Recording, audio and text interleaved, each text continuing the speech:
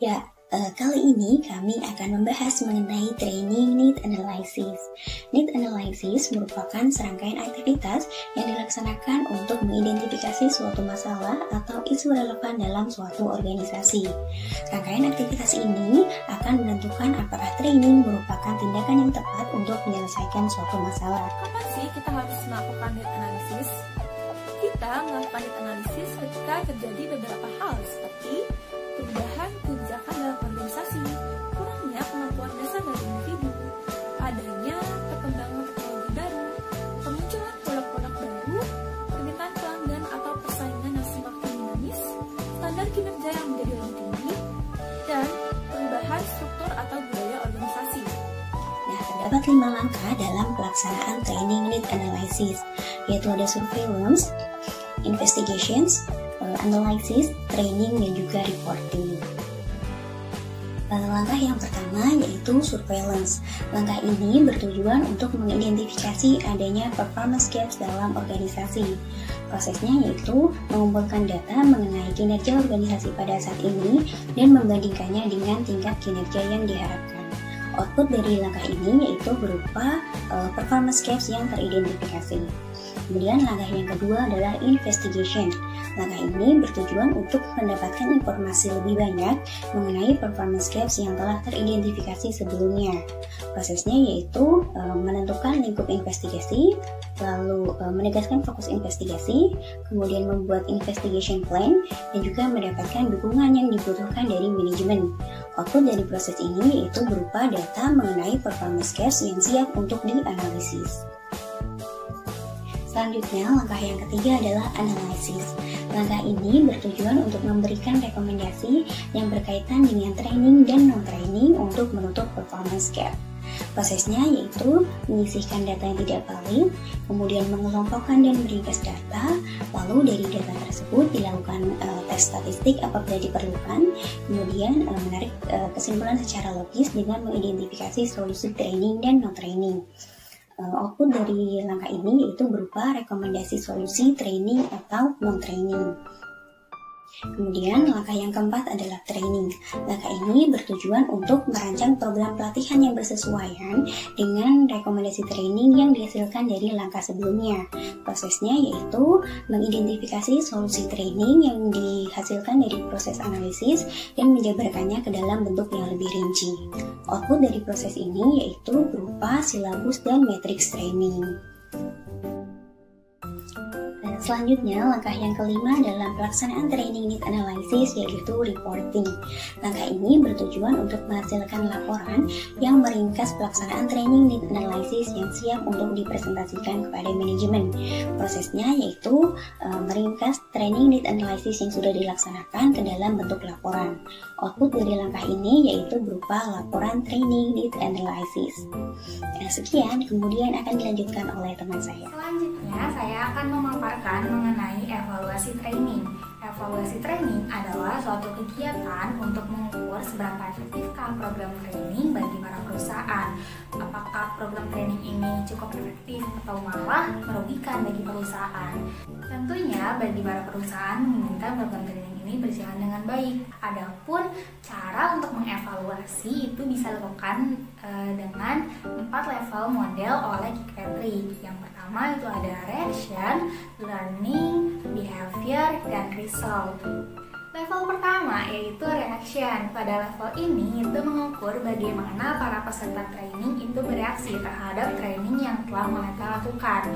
Tentunya bagi para perusahaan menginginkan para peserta ini merasa bahwa training yang telah mereka jalankan ini berguna dan bermanfaat bagi perkembangan mereka, serta merasa bahwa para peserta training ini merasa nyaman saat menjalankan training yang dilakukan. Tips untuk level ini adalah dengan menyebarkan kuesioner kepada para peserta agar mereka itu bisa menilai atau memberikan rating terhadap misalnya instruktur training, lalu topik-topik training, atau bahkan lokasi saat menjalankan training. Level kedua yaitu learning. Pada level ini ialah untuk mengukur apa saja yang telah dipelajari oleh para peserta. Mungkin yang bisa dilakukan pada level ini ialah dengan memberikan prates dan post-test kepada para peserta. Level Level ketiga ialah behavior. Di level ini, hal yang bisa dievaluasi adalah seberapa jauh sikap dan perilaku dari para peserta itu berkembang setelah mereka mendapatkan training. Tips untuk level ini adalah dengan melakukan pencatatan dan evaluasi terhadap perubahan perilaku yang diharapkan oleh para peserta, baik sebelum melakukan training maupun setelah melakukan training. Contohnya, kemampuan bernegosiasi, kemampuan menjual, dan sebagainya. Level 4 yaitu result. Di level ini, hasil akhir dari sesi training tersebut bisa dianalisa dan diukur.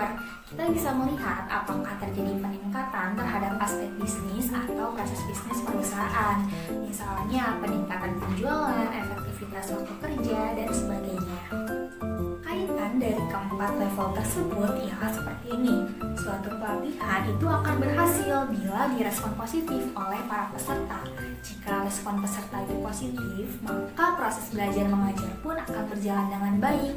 Nah, jika proses belajar mengajar dengan baik, maka akan menghasilkan behavior berupa skill, knowledge, attitude terhadap para peserta. Nah, jika behavior para peserta ini meningkat, maka akan meningkatkan kinerja juga terhadap para peserta setelah mereka mengikuti pelatihan. Selanjutnya, untuk evaluasi program training jika ditinjau dari aspek finansial, itu populer disebut ROI atau Return on Investment. Nah, evaluasi ini itu dilakukan untuk mengukur tingkat pengembalian investasi setelah diadakannya training. Model ini itu merupakan penyempurnaan dari model 4 level Kirkpatrick yang tadi. Jadi bisa dikatakan jika model ini merupakan level kelima dari model Kirkpatrick yang tadi. Adapun langkah-langkah untuk menghitung return on investment atau ROI ialah sebagai berikut. Pertama-tama kita harus mengumpulkan dulu data awal yang bisa kita cari itu melalui wawancara, focus group discussion, survei maupun observasi. Nah, data tersebut itu digunakan untuk mengetahui isolation effect, untuk menghitung biaya pelajaran, dan untuk mengukur benefit dari program training. Lalu, apa sih isolation effect itu? Isolation effect itu merupakan suatu upaya untuk memastikan bahwa benefit yang dihitung itu murni dari pelatihan saja. Sehingga formula dari return on investment adalah sebagai berikut. Return on investment bisa dicari dengan mengalihkan antara benefit dikalikan dengan isolation effect dikurangi dengan cost dibagi dengan cost dikali dengan 100%. Mungkin cukup sekian yang bisa saya paparkan. Materi selanjutnya akan dijelaskan oleh rekan saya.